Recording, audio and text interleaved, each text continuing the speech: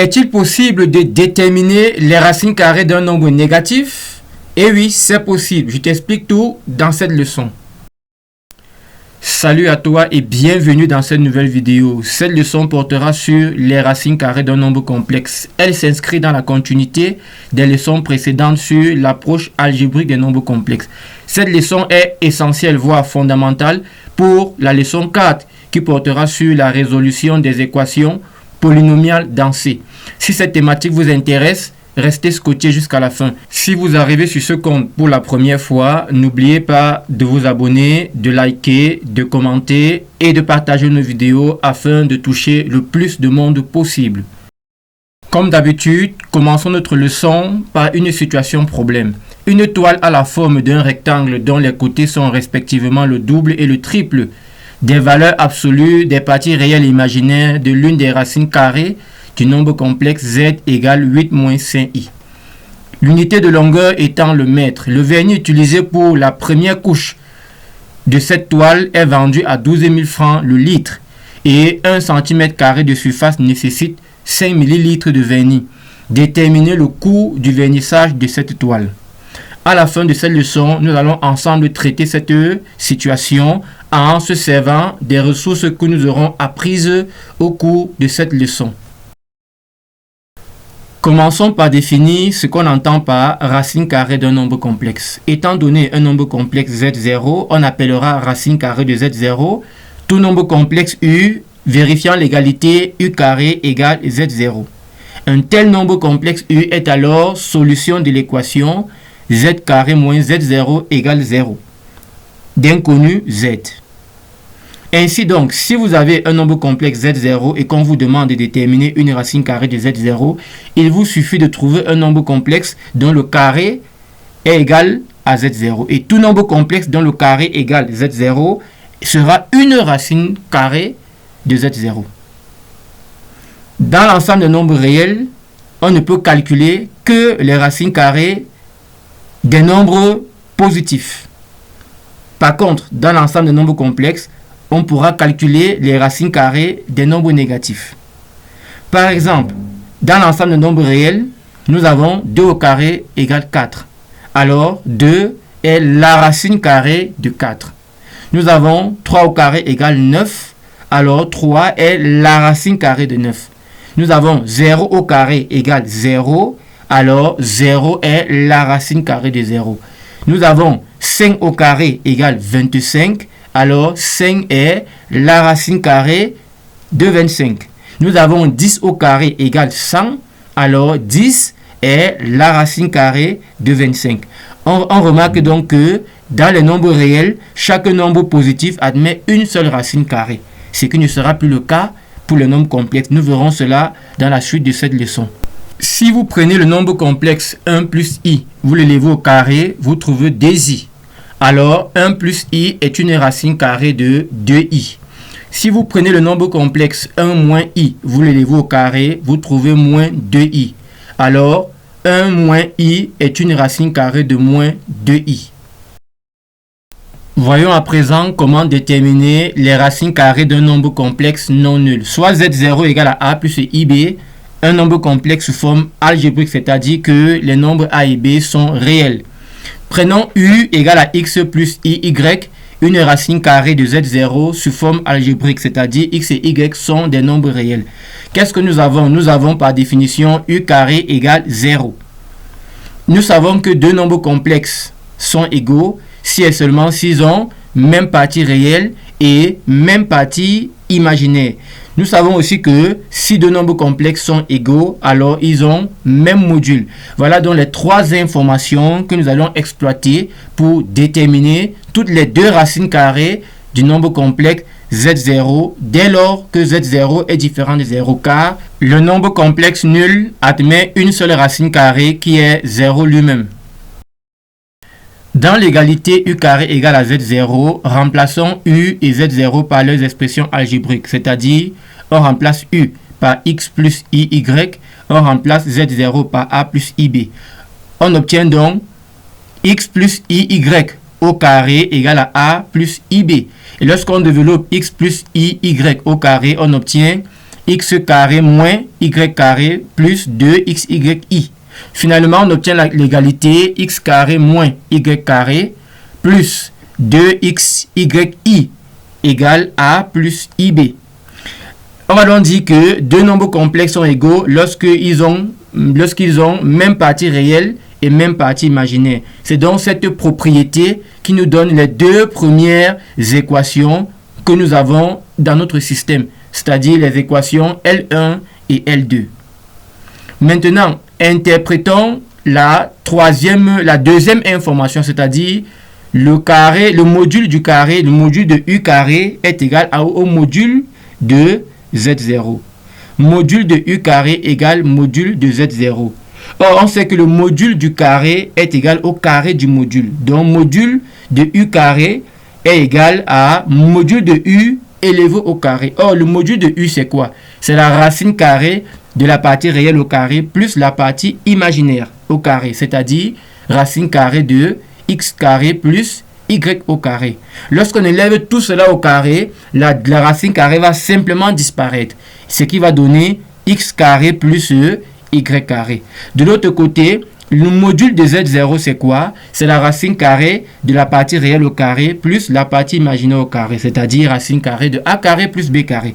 Lorsqu'on égale donc ceci, on obtient la troisième équation de notre système, c'est-à-dire x carré plus y carré égale racine carrée de a carré plus b carré. Nous allons donc résoudre ce système pour trouver les valeurs de x et y.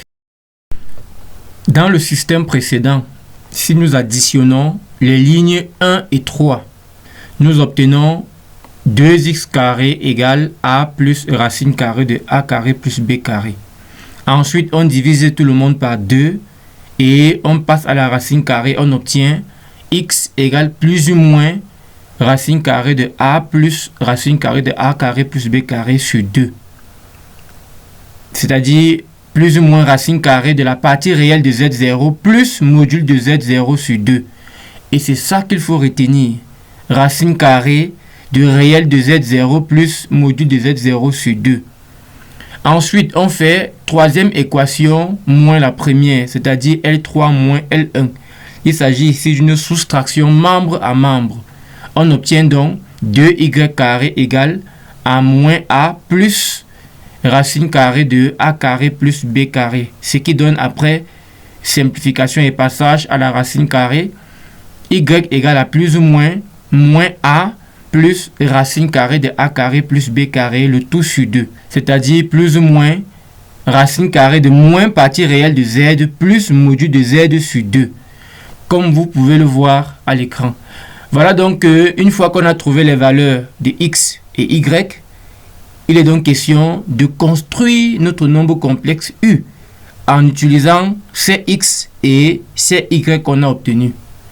On vient d'obtenir deux valeurs de x et deux valeurs de y. Alors, comment agencer ces valeurs pour construire le nombre complexe U? Quelle valeur de x ira avec quelle valeur de y? Pour répondre à cette question, on va regarder l'équation 2 de notre système. Nous avions 2xy égale à b. On va donc analyser le signe de b pour obtenir le signe relatif entre x et y. Est-ce que x et y sont de même signe ou bien de signes contraires? Si b est négatif, alors le produit x, y est négatif. Ce qui signifie que les nombres x et y sont des signes contraires. Si b est positif, alors le produit x, y est positif. Donc, les nombres x et y sont de même signe. Ils peuvent être tous deux positifs ou tous deux négatifs. Les valeurs de x et y seront donc choisies en fonction du signe de b, puisqu'on avait 2xy égale b. Une fois qu'on a calculé les valeurs possibles de x et les valeurs possibles de y, on regarde le signe de b pour décider si x et y auront le même signe ou bien le signe contraire.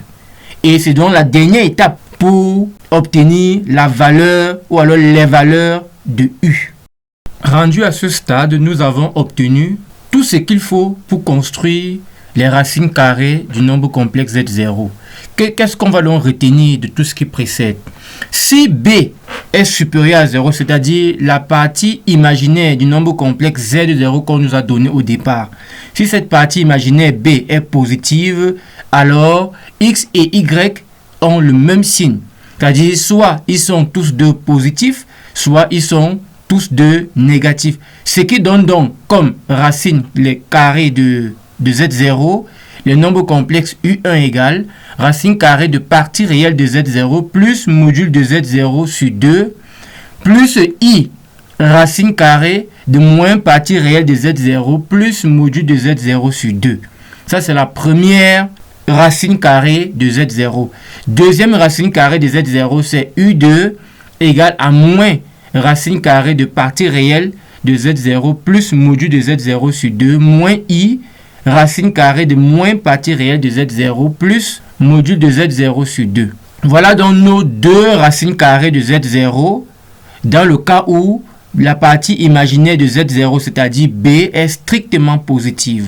Cette formule peut être retenue et appliquée comme telle dans un exercice. C'est vrai, en mathématiques, il n'est pas très conseillé de se contenter de retenir des formules parce qu'à force de retenir des formules, on pourra finir par tout mélanger.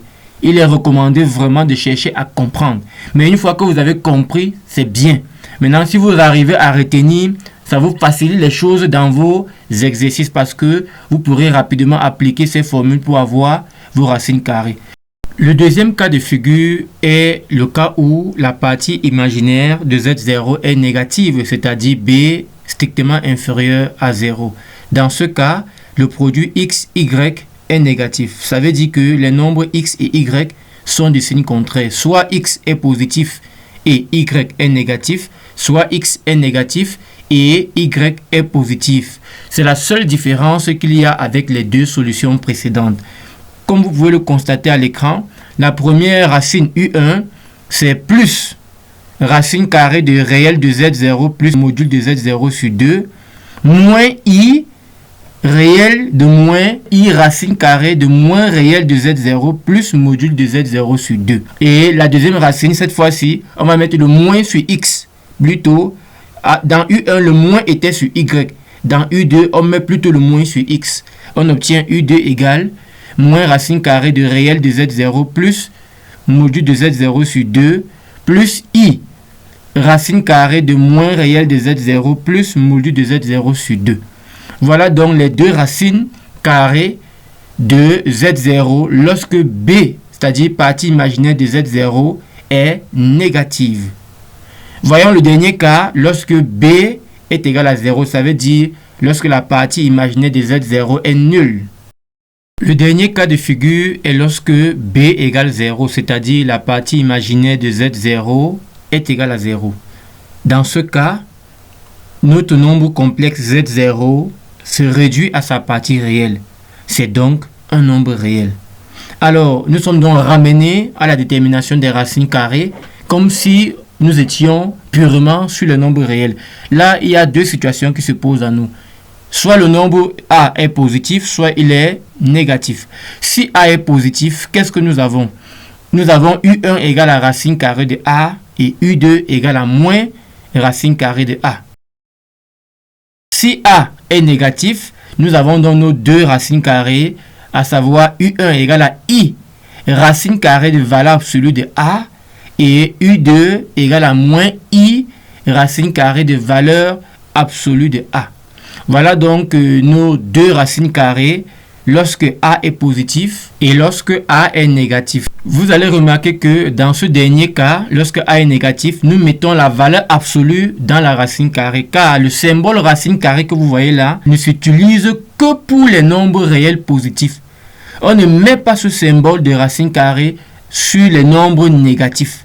C'est pourquoi il faut mettre la valeur absolue sur A pour garantir le sens de ce symbole de la racine carrée. À ne pas oublier, c'est très important. Nous venons donc de voir comment déterminer les racines carrées d'un nombre complexe non nul. Je vous invite vraiment à suivre les étapes de A à Z. Le point de départ, les implications, les interprétations, le système qu'on obtient, comment on le résout, comment on utilise les valeurs de x et y pour obtenir nos racines carrées. Lorsque b est négatif, lorsque b est positif, lorsque b égale 0. Une fois que c'est bon, vous pouvez attaquer les déterminations des racines carrées comme nous allons le voir dans une série d'exemples juste dans quelques secondes. Avant d'aller aux exemples, quelques remarques s'imposent. Première remarque, tout nombre complexe non nul admet exactement deux racines carrées distinctes. Pas plus de 2, pas moins de 2, exactement deux racines carrées. Si, au terme de vos calculs, vous trouvez une seule racine carrée pour un nombre complexe non nul, c'est qu'il y a erreur dans vos calculs. Vous devez relire ou recommencer. Deuxième remarque, c'est que pour tout nombre complexe non nul, la somme des deux racines carrées est toujours égale à 0. Si vous trouvez les deux racines carrées d'un nombre complexe dont la somme est différente de 0, alors il y a erreur quelque part. Vous devez relire, sinon recommencer vos calculs.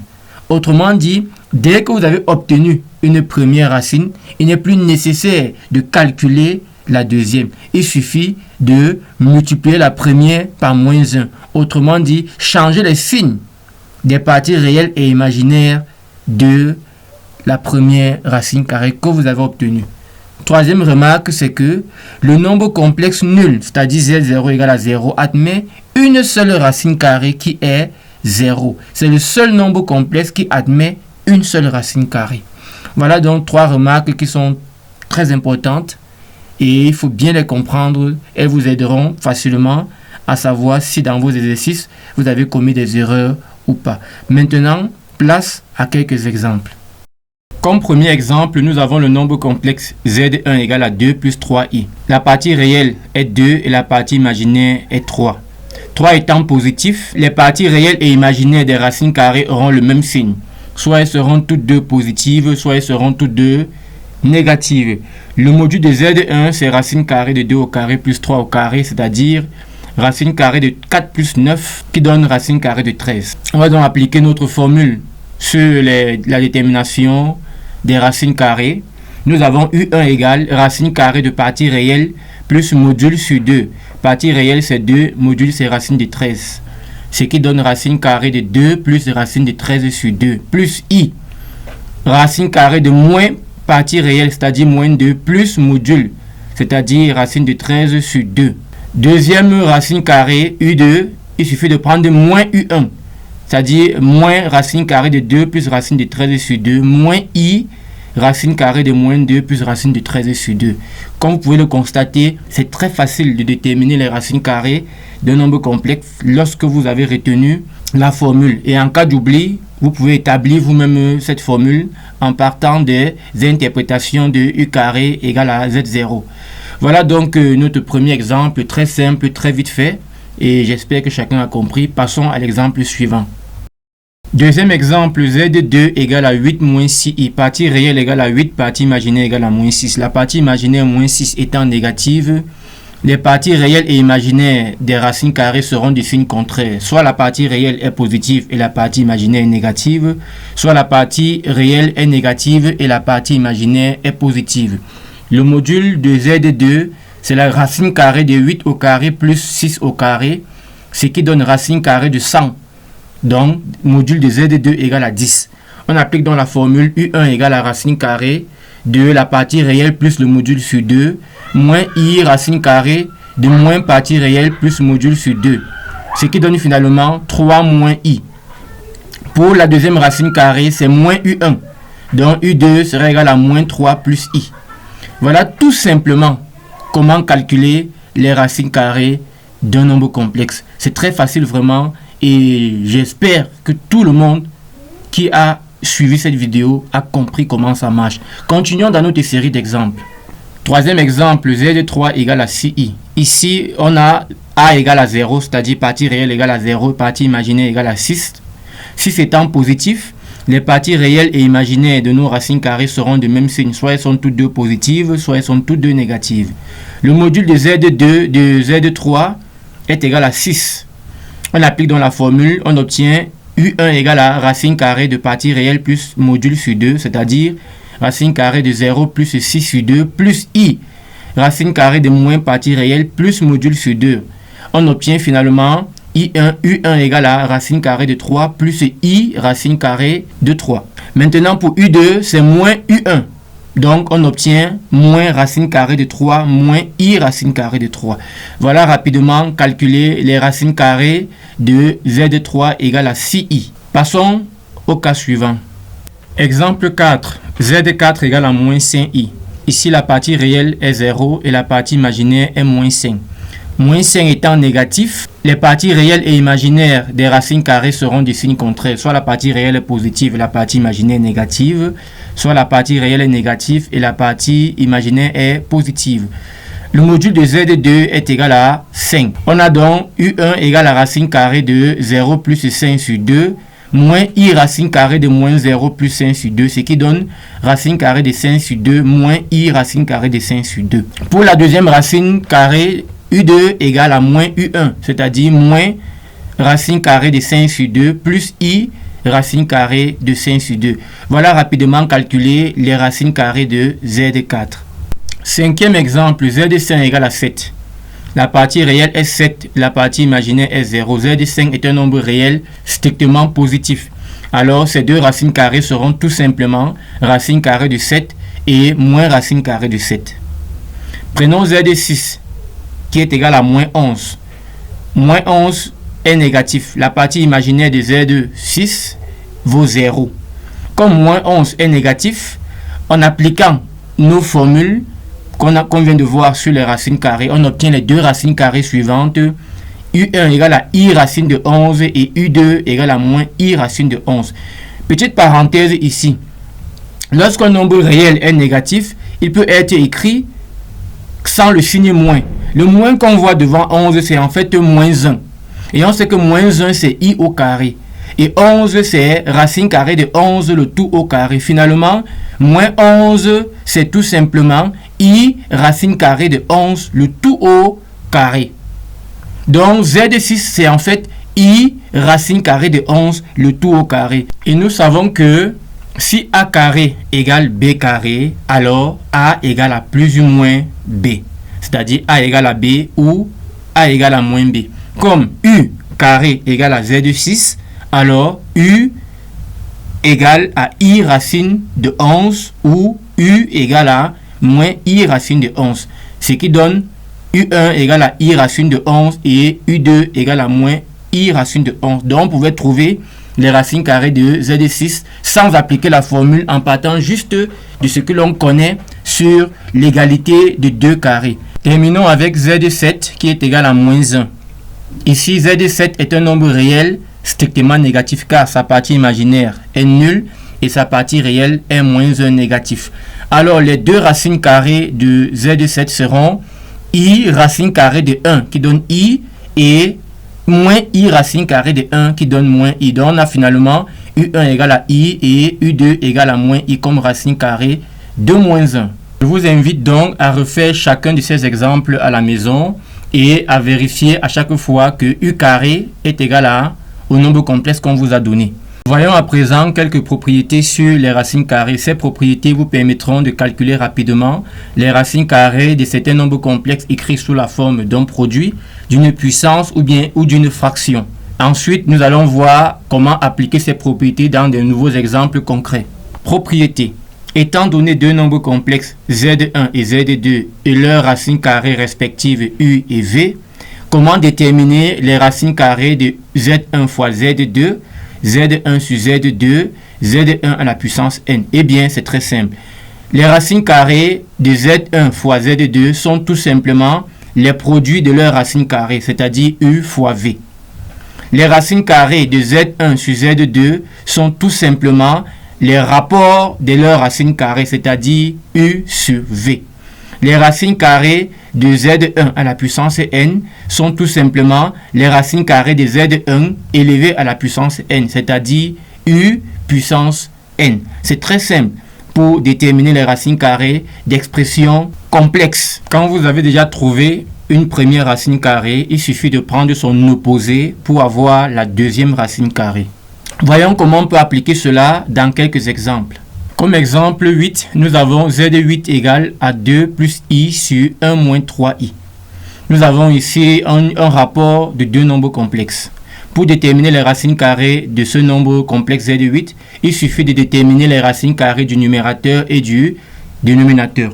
Pour le numérateur, nous avons 2 plus I. En appliquant la formule des racines carrées, on obtient racine carrée de 2 plus racine de 5 sur 2 plus I racine carrée de moins 2 plus racine de 5 sur 2.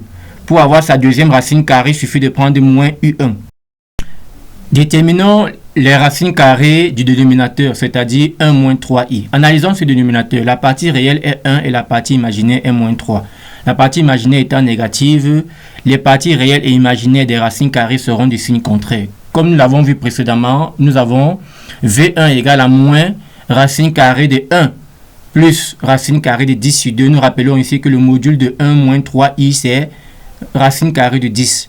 V1 égale à moins racine carrée de 1 plus racine carrée de 10 sur 2 plus I racine carrée de moins 1 plus racine carrée de 10 sur 2. V2 c'est moins V1, c'est-à-dire racine carrée de 1 plus racine carrée de 10 sur 2 moins I racine carrée de moins 1 plus racine de 10 sur 2. Finalement, les racines carrées de Z8 seront tout simplement U1 sur V1. Vous pouvez aussi prendre U1 sur V2. Ça ne changera pas le résultat car la deuxième racine carrée sera égale à moins la première, c'est-à-dire l'opposé de la première. Donc, on prend juste U1 sur V1 comme première racine carrée de Z8 et la deuxième racine carrée de Z8 sera moins U1 sur V1. Voilà donc rapidement calculer les racines carrées de Z8 sans chercher à déterminer la forme algébrique de Z8. Elle n'est pas nécessaire. On peut appliquer nos propriétés pour obtenir rapidement nos racines carrées. Et je rappelle encore que lorsqu'on vous demande de déterminer les racines carrées d'un nombre complexe, il n'est jamais dit qu'on veut ces racines carrées sous la forme algébrique. Lorsqu'on n'a pas imposé la forme des racines carrées, vous pouvez conserver vos racines carrées sous forme de fraction ou de puissance ou bien de factorisation. Vous n'êtes pas obligé de déterminer la forme algébrique des racines carrées tant qu'on ne vous les a pas demandées. Ne perdez pas le temps à faire ce qu'on n'a pas demandé. Déterminons les racines carrées de Z9 égale à 2 plus I facteur de 1 moins 3I. Qu'est-ce que nous constatons déjà? Nous constatons que 2 plus I et 1 moins 3I sont exactement les numérateurs et dénominateurs de Z8. Et comme nous avons déjà déterminé les racines carrées de ce numérateur et ce dénominateur, on n'a plus besoin de refaire les calculs. On applique tout simplement la propriété sur les racines carrées d'un produit. Et nous avons les résultats immédiats. Donc, les racines carrées de Z9 sont U1 fois V1 et moins U1 fois V1. On se sert des résultats de l'exemple précédent pour obtenir les racines carrées de Z9. Prenons Z10 égale à 2 plus I, le tout à la puissance 50. Vous voyez ici que celui qui veut déterminer la forme algébrique de Z10, il pourra passer toute la journée avec toutes les chances de faire des erreurs dans ses calculs. Il n'est pas nécessaire ici de déterminer la forme algébrique de Z10. On applique tout simplement notre propriété des racines carrées de la puissance. Pour obtenir les racines carrées de Z à la puissance n, on détermine une racine carrée de Z. Appelons-la U. Si U est une racine carrée de Z, alors une racine carrée de Z puissance n sera U puissance n. La deuxième racine carrée sera moins U puissance n. En appliquant cela ici, nous avons U1 comme racine carrée de 2 plus I, alors les racines carrées de 2 plus I puissance 50 seront tout simplement U1 puissance 50 moins U1 puissance 50. Et c'est tout. Vous voyez, on obtient nos racines carrées sans se tordre le corps, sans se tordre les méninges. Je rappelle qu'ici, on n'a pas demandé les racines carrées sous forme algébrique. Donc, on se limite à U1 puissance 50 et moins U1 puissance 50. Ne perdez pas votre temps à chercher ces écritures algébriques car on ne les a pas demandées dans la question. Si vous avez compris tout ce que nous venons de faire, voici ce que je vous laisse comme travail à faire à la maison. Déterminer les racines carrées des nombres complexes suivants. Z11, 3 moins 4i, Z12, 1 plus 5i, Z13 égale à 24, Z14 égale à moins 8, Z15 égale à 20i, Z16 égale à moins 18i, Z17 égale à 5 plus 7i facteur de 3 moins 5i au cube. Z de 18 moins 8 facteur de 4 de 3 moins 4i facteur de 20i au cube sur 1 plus 5i au carré. Z de 19 égale à 2i Z 11 plus 10 moins 7i et Z de 20 égale à i. Si vous regardez bien ces différents nombres complexes, vous allez vous rendre compte que certains respectent la structure que nous venons de voir, c'est-à-dire certains sont déjà sous forme algébrique, d'autres sont sous forme de produit et d'autres aussi sont sous forme de rapport. Mais le Z19 ne respecte aucune de ces formes. Il n'est ni sous la forme algébrique, ni sous la forme d'un produit, ni sous la forme d'une puissance, ni sous la forme d'un rapport. Alors, pour Z19, vous êtes obligé de déterminer sa forme algébrique. Vous allez remplacer Z11 par son expression. Vous allez déterminer la forme algébrique comme on a l'habitude de le faire. Et si vous ne savez pas comment déterminer une forme algébrique, je vous invite à suivre de nouveau ma première leçon sur les nombres complexes. Une fois que vous aurez la forme algébrique, alors vous pourrez appliquer la formule pour avoir vos racines carrées. Exercez-vous à la maison et en cas de difficulté, n'hésitez pas à revenir en commentaire sous cette vidéo pour poser vos différents problèmes et je me ferai le plaisir d'y apporter quelques éléments de réponse.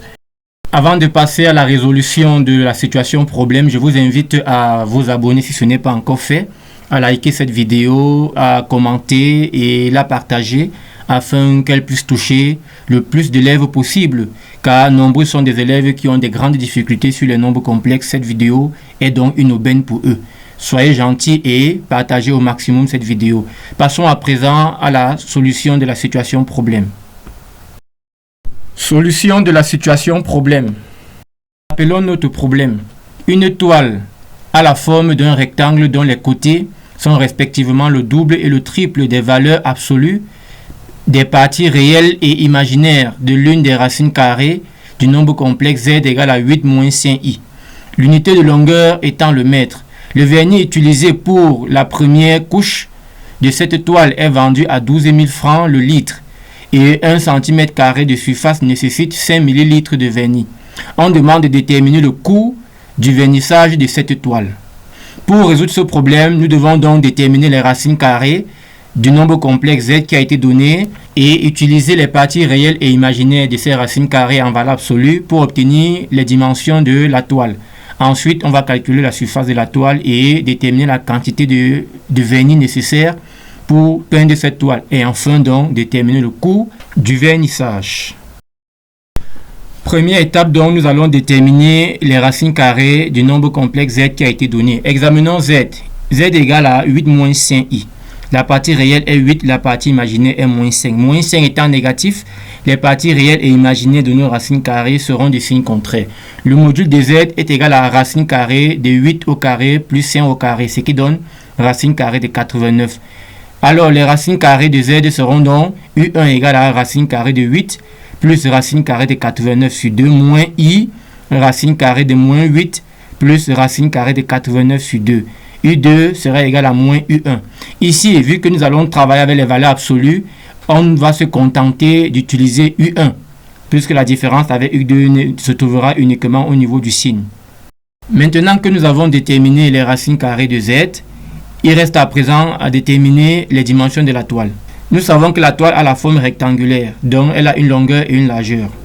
Les dimensions de la toile sont respectivement les parties réelles et imaginaires en valeur absolue des racines carrées. Quand on regarde les parties réelles et imaginaires, une partie est positive et l'autre est négative. Alors ici, quand on prend les valeurs absolues, ça fait disparaître les signes moins. Maintenant, il faut savoir quelle partie sera utilisée comme longueur et quelle partie sera utilisée comme largeur. On compare donc les deux valeurs absolues de la partie réelle et la partie imaginaire des racines carrées et on constate que c'est la partie réelle qui est supérieure en valeur absolue à la partie imaginaire. Donc la longueur sera égale à la valeur absolue de la partie réelle et la largeur sera égale à la valeur absolue de la partie imaginaire. Alors que lorsqu'on fait les calculs à l'aide d'une calculatrice, on trouve que la longueur est sensiblement égale à 2,95 mètres et que la largeur est sensiblement égale à 0,85 mètres. À présent, nous avons les dimensions de la toile. Il ne reste plus qu'à calculer sa surface et déterminer le coût du vernissage.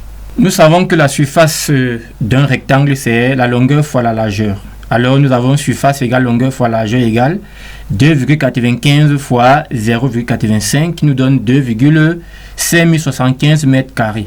Nous devons convertir le mètre carré en centimètre carré parce que le vernis est utilisé en centimètres carrés tel que c'est précisé dans l'énoncé. Alors ici, nous aurons donc 1 mètre carré, c'est 10 000 centimètres carrés. Comment on voit cela? Nous savons que 1 mètre égale à 100 centimètres et donc 1 mètre carré, ça va faire 100 au carré, donc 10 000 centimètres carrés. Ce qui nous donne finalement comme surface 25 075 centimètres carrés. Voilà donc la surface de la toile. Avant de déterminer le coût du vernis nécessaire, nous devons d'abord déterminer la quantité totale de vernis à utiliser. Nous savons que 1 cm² de surface nécessite 0,05 ml de vernis. Alors, pour trouver la quantité totale de vernis, on va faire surface multiplié par 0,05. Ce qui nous donne finalement 1253,75 ml. Ensuite, on va convertir le millilitre en litre car le prix du vernis a été donné en litres. Ce qui va nous donner 1,25 375 litres qu'on va majorer à 1,26 litres. Finalement, le coût du vernis nécessaire est égal à quoi? À la quantité de vernis à utiliser multiplié par le prix du litre de vernis, c'est-à-dire 1,26 fois 12 000 qui nous donne 15 120 francs. En conclusion, le vernis coûtera environ 15 120 francs. Nous voici donc à la fin de la résolution de notre situation. J'espère que chacun a compris cette résolution et est capable de refaire cela tout seul à la maison et d'obtenir les bons résultats. Si tel est le cas, je m'en réjouis. Sinon, je vous prie de réécouter cette partie afin de comprendre comment il fallait procéder pour traiter ce problème. Avant de nous séparer, comme d'habitude, je vais vous laisser un exercice d'entraînement que vous allez traiter à la maison et vous pourrez partager avec nous votre travail à travers les commentaires en dessous de cette vidéo.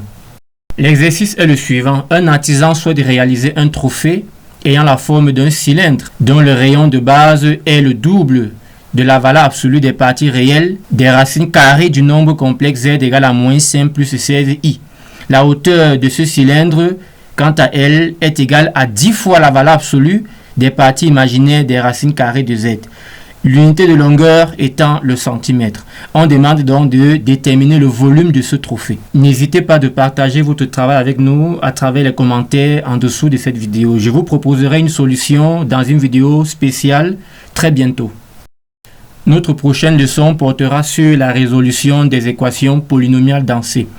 Cette leçon utilisera fortement la notion de racine carrée d'un nombre complexe.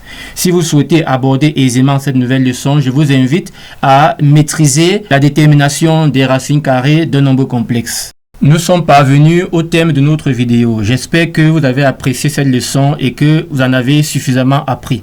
Si jamais des points d'ombre persistent, n'hésitez pas à nous revenir à travers les commentaires ou à nous contacter via notre adresse mail academiedusuccès13@gmail.com.